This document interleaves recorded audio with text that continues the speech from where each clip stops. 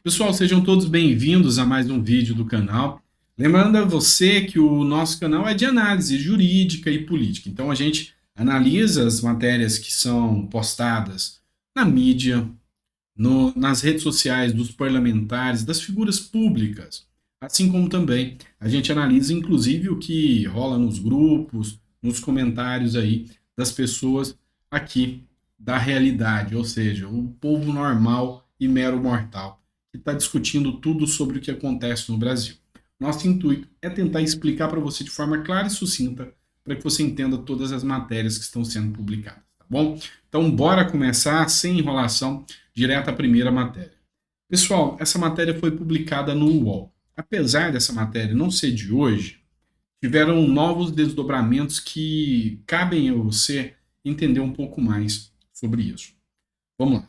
O Palácio do Planalto foi informado de que Bolsonaro e Anderson Torres encontraram-se. Vamos relembrar, Anderson Torres era ministro da Justiça de Bolsonaro e à época que aconteceu os ataques lá em Brasília, ele era o secretário de Segurança de Brasília. Então, aqui constatou-se que eles se encontraram em Orlando e o dia é o mais grave. Um dia antes dos ataques que aconteceram em Brasília. Pois bem, pessoal, além de tudo isso, também há aquela questão da minuta que foi encontrada em poder do Anderson Torres. Por que eu quis trazer essa matéria aqui para vocês? Entendam, um fio de cabelo hoje já serve de provas para atacar Bolsonaro, para atacar em especial a direita. Afinal, é nítido, inclusive mídias tradicionais de esquerda, como a Folha de São Paulo, como o Glenn Greenwald, já estão trazendo alertas e acendendo sinais falando que, opa, o devido processo está sendo usurpado. A grande questão aqui é que se um fio de cabelo serve de prova, imagina um encontro antes dos atos que ocorreram em Brasília.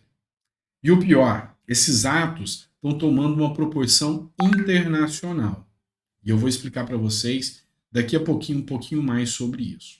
Então, assim, em resumo, o plano, o projeto que vem a partir dos atos que estão sendo investigados, existe uma força-tarefa hoje gigante contra o bolsonarismo e contra todos que apoiaram o bolsonarismo.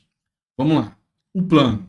Bolsonaro inelegível. PSOL já deu entrada na ação. Bolsonaro preso. Partido de esquerda já deram entrada na ação. Todos da oposição ao governo Lula e apoiadores de Bolsonaro sem os seus mandatos. Pablo Marçal já caiu. Agora já tem uma ação pedindo a cassação de vários parlamentares que eram apoiadores de Bolsonaro. Já tem ação. Também, logo logo, a prisão desses parlamentares.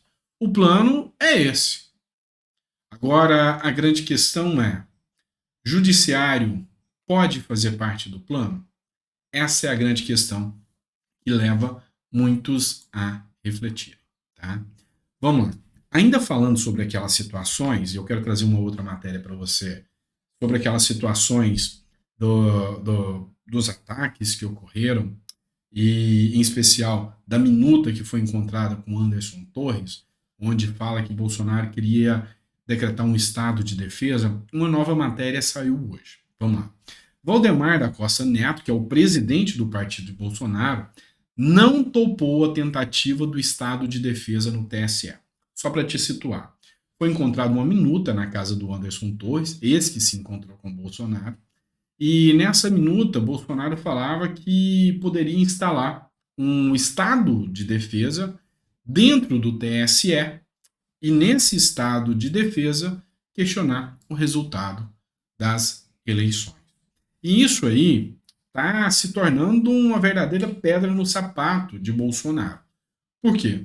Embora no Brasil não exista, tá, e seja muito claro aqui, não exista um crime pela vontade. E aqui eu vou explicar melhor para você através dessa matéria. Não existe um crime por simplesmente ter a vontade de tomar uma atitude, a não ser que implementação e os inícios desse ato tenham sido implementados. E é aqui que esse documento que foi deixado na casa do Anderson Torres gera uma pedra no sapato de Bolsonaro. Vamos lá. Valdemar da Costa Neto não tentou a tentativa de estado de defesa no TSE discutida por Bolsonaro.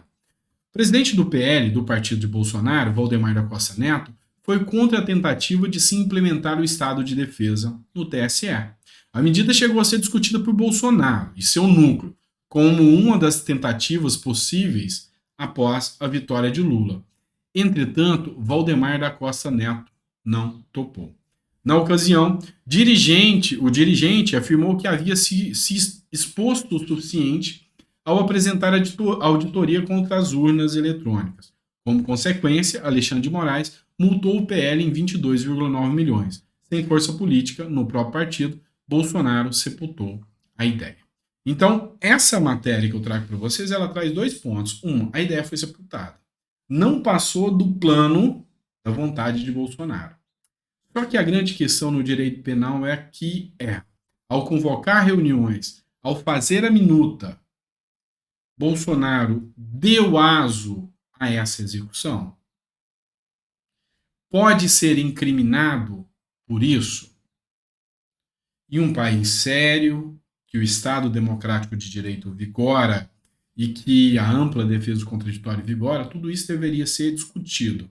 Mas, ao que parece, Bolsonaro já foi condenado pela mídia, já foi condenado por grande parte dos seus opositores, né? Só que aqui leva em consideração uma coisa também aos apoiadores de Bolsonaro.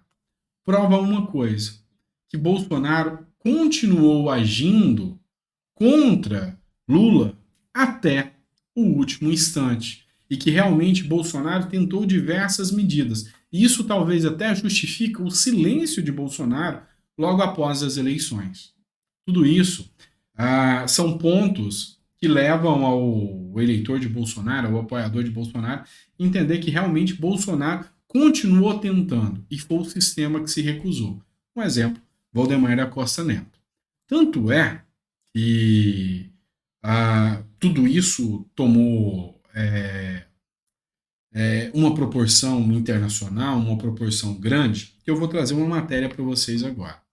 Vídeo: terrorismo no Brasil faz a imprensa dos Estados Unidos lotar o condomínio de Bolsonaro em Orlando. Bolsonaro, pela imprensa mundial, já foi condenado. Olha só, o cerco está se fechando para Jair Bolsonaro nos Estados Unidos. O país em que está passando férias desde o dia 31 de dezembro, quando fugiu do Brasil antes mesmo de terminar seu mandato. Após o ataque, promovido no último domingo, dia 8, em Brasília, por radicais bolsonaristas, o ex-presidente se tornou alvo de ações de parlamentares brasileiros para que seja deportado dos Estados Unidos e, assim, possa ser investigado no Brasil por suas supostas ligações com o levante golpista. Tá? No próprio país da América do Norte, também há movimentações nesse sentido. Nessa quarta-feira, 46 congressistas estadunidenses enviaram um ofício ao presidente Joe Biden querendo a suspensão de qualquer visto que Bolsonaro tenha para estar vivendo no país e solicitou ainda que o FBI investigue se o ex-mandatário atuou de alguma forma, em solo norte-americano para articular a tentativa de golpe promovida por seus apoiadores. Que resultado que a gente chega a partir da leitura e da análise dessa matéria. Inclusive, foi objeto de vídeo anteriormente, essa matéria da Folha de São Paulo, que diz que deputados dos Estados Unidos acionaram Biden e pediram a investigação do FBI sobre ataques em Brasília. Tendo em consideração que Bolsonaro se encontrou com alguém que era responsável pela segurança de Brasília um dia antes dos eventos, tendo em vista a minuta que foi encontrada na casa desse cidadão, tudo isso está dando fundamentos para a imprensa realmente colocar nas costas de Bolsonaro tudo que está acontecendo. E aqui, o grande ponto que chama a atenção é que, realmente, a própria mídia internacional já expôs essa figura de Bolsonaro. Então, para aquelas pessoas que ficam assistindo vídeos aí, Ah, vai acontecer, Bolsonaro vai agir. Eu te pergunto, Bolsonaro tem a quem recorrer para recorrer agora? Porque o mundo inteiro já reconhece Bolsonaro como responsável pelos atos que aconteceram em Brasília. Até o Papa já recebeu uma deputada do PSOL, a Manuela Dávila, e já se solidarizou com Lula. Biden se solidarizou com Lula. Macron se solidarizou com Lula. Então, assim, se a gente tem que fazer um trabalho sério e trazer a realidade dos fatos para vocês, vocês têm que tomar cuidado com as informações que veiculam na internet. Bolsonaro não tem mais o que fazer, ele está de mãos atadas. Por que eu estou dizendo isso para você e por que você tem que prestar atenção sobre tudo isso? Dá uma olhada. O exército está dividido. Essa matéria foi publicada no Metrópolis. O comandante retardou a tropa para que invasores fugissem, aponta uma denúncia feita na corregedoria dos militares. Leia aqui. A Corregedoria da Polícia Militar do Distrito Federal apura uma denúncia contra o comandante do Departamento de Operações, Jorge Eduardo Naine, exonerado após as invasões aos três poderes em Brasília. Segundo informações que chegaram à Corregedoria, o então comandante retardou intencionalmente a evolução da tropa pela esplanada dos ministérios, de forma a permitir a fuga dos extremistas após a quebradeira. A denúncia aponta que Naine conduziu a tropa com lentidão e em alguns momentos chegou até mesmo a parar os seus homens.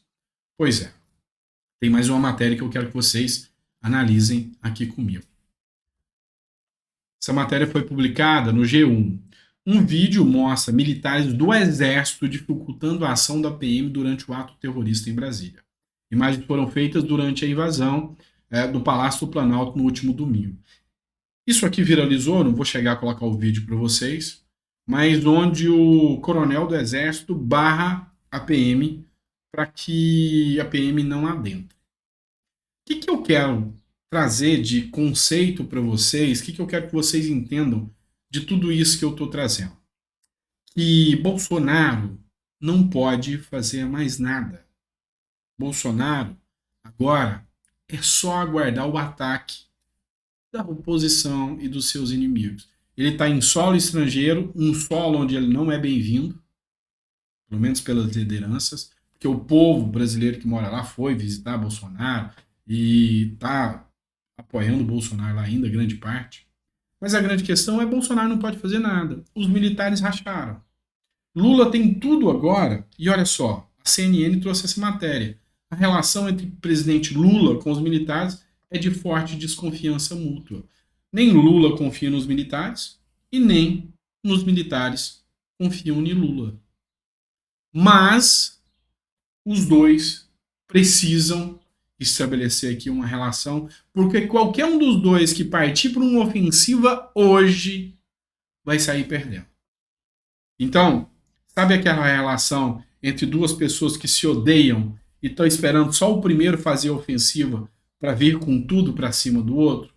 É o que se percebe, é o que foi feita de avaliação aqui pelo próprio William Mack em relação a Lula e os militares.